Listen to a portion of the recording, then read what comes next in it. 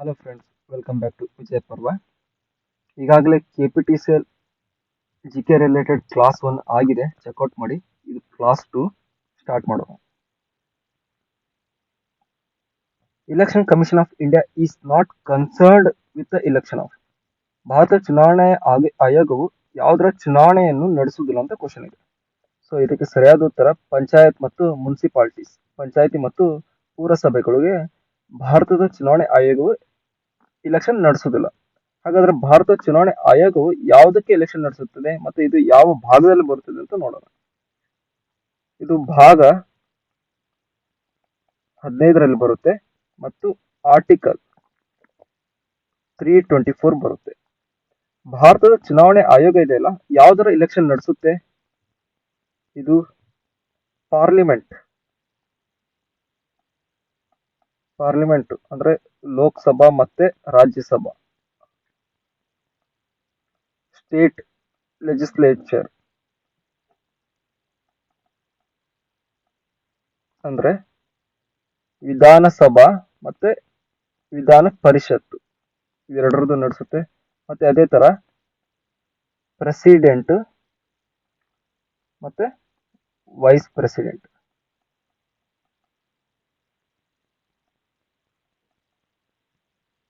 ಇಷ್ಟರದ್ದು election ನಡೆಸುತ್ತೆ. ಮತ್ತೆ ಹಾಗಾದ್ರೆ ಪಂಚಾಯತಿ ಮತ್ತೆ ಮುನ್ಸಿಪಾಲಿಟೀಸ್ ಯಾವ್ದು ನಡೆಸುತ್ತೆ ಅಂದ್ರೆ ಇದಕ್ಕೆ ಸ್ಟೇಟ್ ಇಲೆಕ್ಷನ್ ಕಮಿಷನ್ ಇದರ ಇಲೆಕ್ಷನ್ ಅನ್ನ ನಡೆಸ್ತದೆ.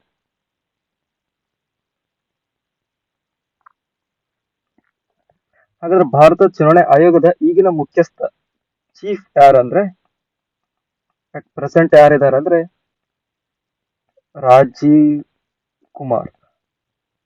ಕುಮಾರ್ ಅವರು 25ನೇ chief election commission.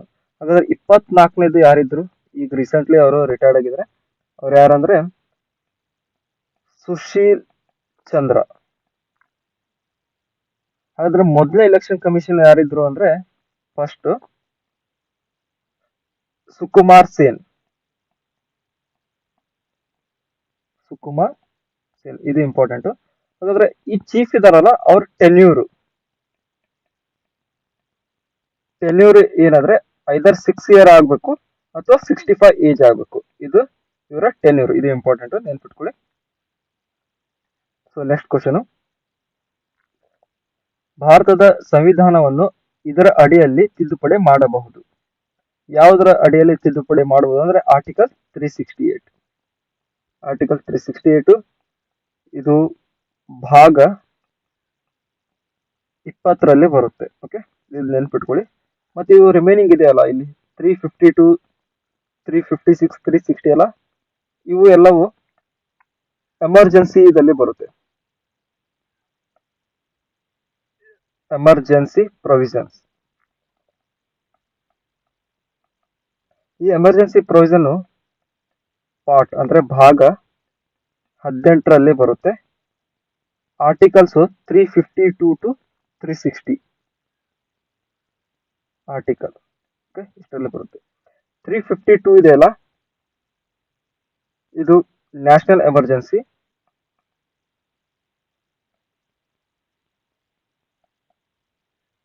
356 president rule ಮತ್ತೆ 360 financial emergency.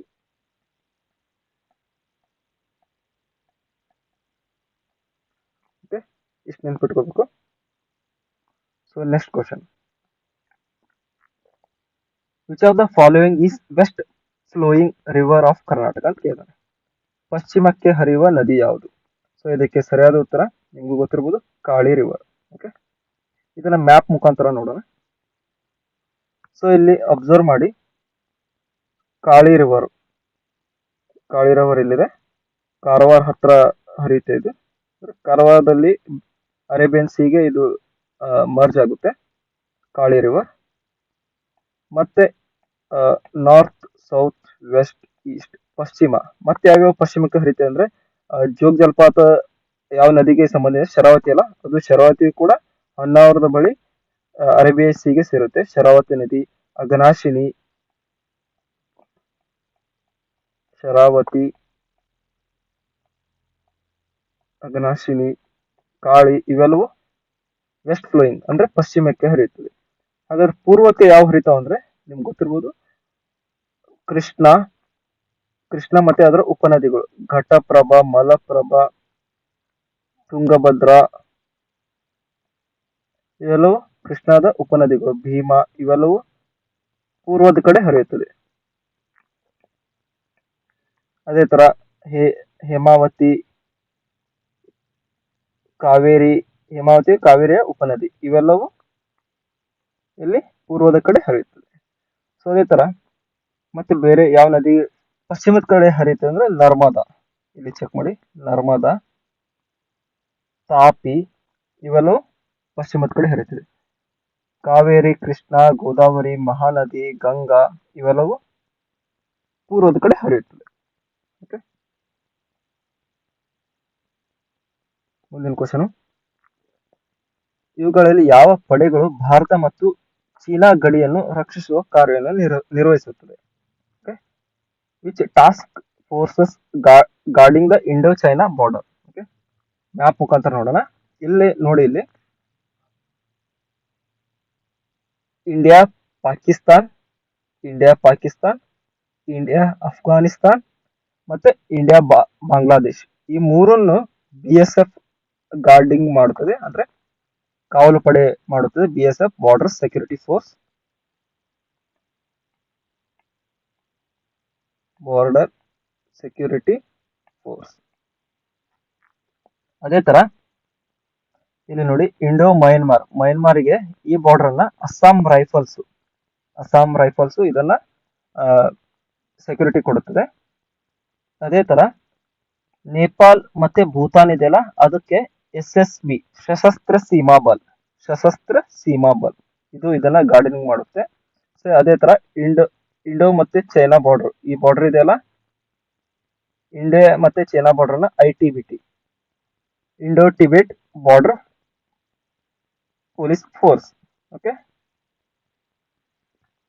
Indo Tibet border police force ಇದನ್ನ ರಕ್ಷಣೆ ಕೊಡುತ್ತದೆ.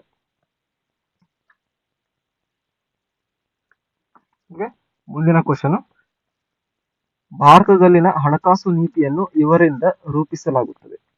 ಫಿಸ್ಕಲ್ ಪಾಲಿಸಿ ಯಾರಿಂದ ರೂಪಿಸಲಾಗುತ್ತದೆ ಅಂದ್ರೆ ಫೈನಾನ್ಸ್ ಮಿನಿಸ್ಟ್ರಿ. ಇದಕ್ಕೆ ಆನ್ಸರ್ ಫೈನಾನ್ಸ್ ಮಿನಿಸ್ಟ್ರಿ, ಹಣಕಾಸು ಮಂತ್ರಿ ಮಂಡಲ. ಹಾಗಾದ್ರೆ ಇನ್ನೊಂದು ಬರುತ್ತೆ, ಮಾನಿಟರಿ ಪಾಲಿಸಿ ಅಂತ ಬರುತ್ತೆ.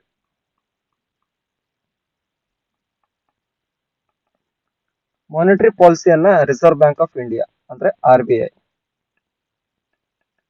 RBI ದವರು ಮಾನಿಟರಿ ಪಾಲಿಸಿಯನ್ನ ಫಾರ್ಮುಲೇಟ್ ಮಾಡ್ತಾರೆ. ಮಾನಿಟರಿ ಪಾಲಿಸಿಯಲ್ಲಿ ಏನ್ ಬರುತ್ತೆ ಅಂದ್ರೆ repo rate, reverse repo rate, bank rate ಇವಿದೆಯಲ್ಲ, ಇವನು ಪರ್ಸೆಂಟೇಜ್ ಅನ್ನ ಅವರು ಅಕಾರ್ಡಿಂಗ್ ಟು ಇನ್ಫ್ಲೇಷನ್ ಅಥವಾ ಡಿಫ್ಲೇಷನ್ ಪ್ರಕಾರ ಅದನ್ನ ವೇರಿಯೇಷನ್ ಮಾಡ್ತಾ ಇರ್ತಾರೆ. ಸೊ ಇದು ಗೊತ್ತಿರಬೇಕು ನಿಮಗೆ. ಮಾನಿಟರಿ ಪಾಲಿಸಿನ RBI ಅವರು ಕೊಡ್ತಾರೆ. ಮಾನಿಟರಿ ಪಾಲಿಸಿ ಅಂದ್ರೆ ವಿತ್ತೀಯ ನೀತಿ.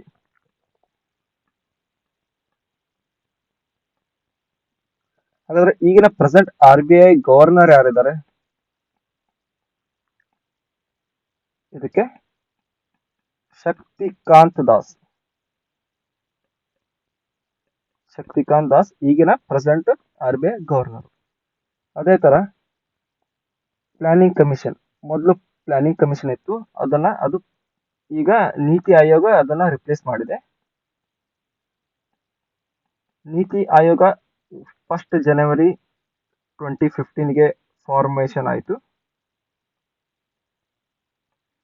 ಇದರ ಚೇರ್ಮನ್ PM ಇರ್ತಾರೆ. ಅಟ್ ಪ್ರೆಸೆಂಟ್ ನಮ್ಮ ಮೋದಿಜಿ ಅವರು ಇದ್ದಾರೆ. ಹಾಗಾದ್ರೆ ಇದರ ವೈಸ್ ಚೇರ್ಮನ್, ಆಕ್ಚುಲಿ ಇದು ಕರೆಂಟ್ ಅಫೇರ್ ಕ್ವಶನ್, ಈ ರೀಸೆಂಟ್ ಚೇಂಜ್ ಆಗಿದ್ದಾರೆ. ಅಟ್ ಪ್ರೆಸೆಂಟ್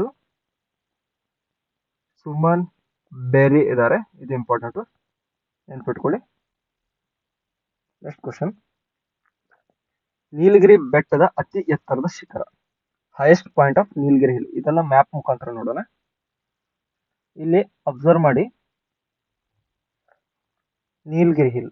ನೀಲಗಿರಿ ಇದೆ, ಅದರ ಹೈಯೆಸ್ಟ್ ಪಾಯಿಂಟು ದೊಡ್ಡ ಬೆಟ್ಟ. ಓಕೆ, ದೊಡ್ಡ ಬೆಟ್ಟ ಇದರ ಆನ್ಸರು. ಸೊ ಇದರ ಆನ್ಸರು ದೊಡ್ಡ ಬೆಟ್ಟ. ಓಕೆ, ಸೊ ಮತ್ತೆ ಇಲ್ಲಿ ಅಬ್ಸರ್ವ್ ಮಾಡಿ. ಹಾಗಾದ್ರೆ ದೊಡ್ಡ ಬೆಟ್ಟ ನೀಲಗಿರಿ ಆಯ್ತು. ವೆಸ್ಟರ್ನ್ ಘಾಟ್ಸ್ ಯಾವ್ದಂತ ಕೇಳಿದ್ರೆ ಇದಕ್ಕೆ ಸರಿ ಉತ್ತರ ಅನೈಮುಡಿ. ಓಕೆ, ಇಲ್ಲಿ ನೋಡಿ ವೆಸ್ಟರ್ನ್ ಘಾಟ್ ಇದೆಯಲ್ಲ, ಅದಕ್ಕೆ ಆನ್ಸರ್ ಅನೈಮುಡಿ. ವೆಸ್ಟರ್ನ್ ಘಾಟ್ ಅನೈಮುಡಿ. ಅನೈಮುಡಿ ಇಲ್ಲಿದೆ ನೋಡಿ, ಇದು ಅನೈಮುಡಿ. ಅದೇ ತರ ಮತ್ತೆ ಇಂಡಿಯಾದು ಹೈಯೆಸ್ಟ್, ನಮ್ಮ ಇಂಡಿಯಾದು ಹೈಯೆಸ್ಟ್ ಅಂದ್ರೆ ಕೆ ಟು ಶಿಖರ. ಕೆ ಟು ಎಲ್ಲಿದೆ? ಇಲ್ಲಿದೆ. ಇದು ಅಬ್ಸರ್ವ್ ಮಾಡಿ, ಕೆ2 ಇಲ್ಲಿದೆ ಹೈಯೆಸ್ಟ್. ಓಕೆ, ಅರಾವಳಿದು ಗುರು ಶಿಖರ, ಅರಾವಳಿ ಹಿಲ್ಸ್. ಅರಾವಳಿ ಎಲ್ಲಿ ಬರುತ್ತೆ? ಅರಾವಳಿ ಇಲ್ಲಿ ಬರುತ್ತೆ. ಓಕೆ, ಇದ್ರ ಹೈಯೆಸ್ಟ್ ಗುರು ಶಿಖರ. Okay? ಆಮೇಲೆ ಮಿಜೋರಾಮ್ ಯಾವ್ದು ಕೇಳಿದ್ರೆ ಮಿಜೋರಾಮ್ ಇಲ್ಲಿ ಬರುತ್ತೆ, ಬ್ಲೂ ಮೌಂಟೇನ್. ಸೊ ಇದನ್ನ ಟೇಬಲ್ ಅನ್ನ ನೋಡ್ಕೊಳ್ಳಿ, ಮ್ಯಾಪ್ ಅನ್ನ ನೋಡ್ಕೊಳ್ಳಿ. ಓಕೆ,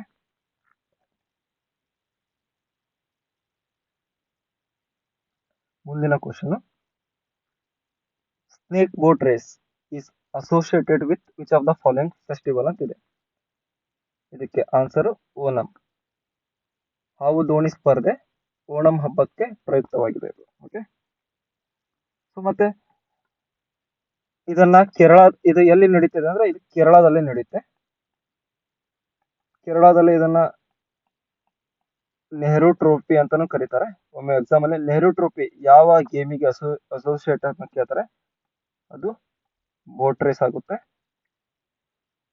ಇದನ್ನ ಕೇರಳದಲ್ಲಿ ವಲ್ಲಂ ಕಲ್ಲಿ ಅಂತ ಕರೀತಾರೆ. ವಲ್ಲಂ ಕಲ್ಲಿ ಅಂದ್ರೆ ಬೋಟ್ ರೇಸಿಗೆ ಇನ್ನೊಂದು ಹೆಸರು.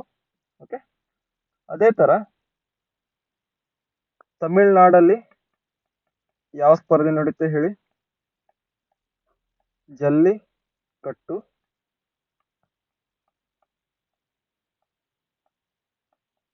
ಇದು ಗೂಳಿ ಸ್ಪರ್ಧೆ ಆಗಿರುತ್ತೆ.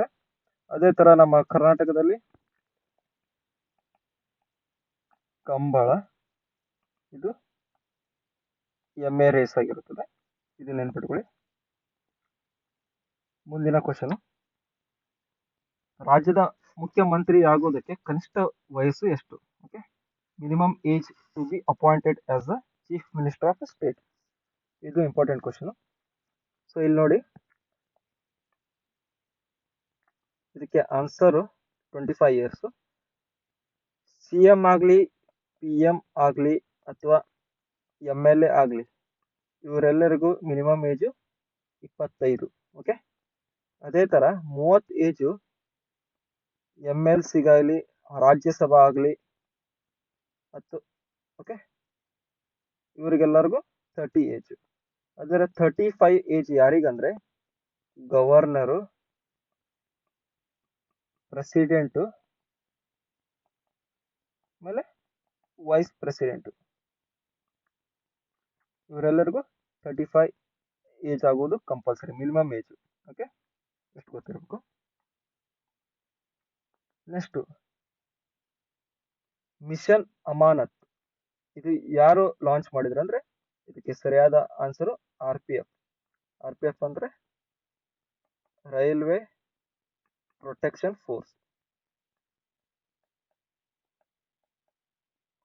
ಇಲ್ಲಿ ಮಿಷನ್ ಅಮಾನತ್ ಅಲ್ಲಿ ಏನಾಗುತ್ತೆ ಅಂದ್ರೆ, ಅಮಾನತ್ ಅಂದ್ರೆ ಇಲ್ಲಿ ತಮ್ಮ ವಸ್ತುಗಳಾಗುತ್ತೆ. ಅಂದ್ರೆ ಲಗೇಜ್ ಇರುತ್ತಲ್ಲ, ಲಗೇಜ್ ಏನಾದ್ರು ಕಳೆದೋಗಿದ್ರೆ ಅದನ್ನ ಅವರು ಹುಡುಕಿ ಕೊಡ್ತಾರೆ. ಇದೇ ಈ ಮಿಷನ್ ಅನ್ನ ಮಿಷನ್ ಅಮಾನತ್ ಅಂತ ಹೇಳಿದರೆ, ಇದು RPF ನವರು ಇದನ್ನ ಆರಂಭಿಸಿದ್ದಾರೆ. Next question. ನಾನು ಅವರ ಸಂಪನ್ಮೂಲಗಳನ್ನು ನೆಲದ ಮೂಲಕ ನಾಶಪಡಿಸಬೇಕು, ಆದರೆ ನಾನು ಸಮುದ್ರವನ್ನು ಒಣಗಿಸಲು ಸಾಧ್ಯವಿಲ್ಲ. I can rule their resources by land, but I cannot dry up the sea. ಇದನ್ನ ಯಾರು ಹೇಳಿದಾರೆ ಅಂದ್ರೆ ಇದನ್ನ ಟಿಪ್ಪು ಸುಲ್ತಾನ್ ಹೇಳಿದಾನೆ. ಓಕೆ, ಟಿಪ್ಪು ಸುಲ್ತಾನ್ ಹೈದರ್ ಅಲಿಯ ಮಗ. ಓಕೆ, ಇದು ನೆನಪಿರ್ಲಿ. ಸೊ ಮುಂದಿನ ಕ್ವಶನ್. 2022ರ ನೇತಾಜಿ ಪುರಸ್ಕಾರ ಯಾರಿಗೆ ಕೊಡಲಾಗಿದೆ? ಓಕೆ, ಇದು ಇಂಪಾರ್ಟೆಂಟ್ ಕ್ವಶನ್. Current affairs. ಇದಕ್ಕೆ ಸರಿಯಾದ ಉತ್ತರ ಶಿಂಜೋ ಅಬೆ. ಶಿಂಜೋ ಅಬೆ ಅವರಿಗೆ 2022ರ ನೇತಾಜಿ ಪುರಸ್ಕಾರವನ್ನು ಕೊಟ್ಟಿದ್ದಾರೆ. Okay, thank you guys. Hope video like ಆಗಿರ್ಬೋದು. ಲೈಕ್ ಆಗಿರೋ ಒಂದು ಲೈಕ್ ಮಾಡಿ, ಮತ್ತು ನಿಮ್ಮ ಫ್ರೆಂಡ್ಸಿಗೆಲ್ಲ ಶೇರ್ ಮಾಡಿ. Thank you.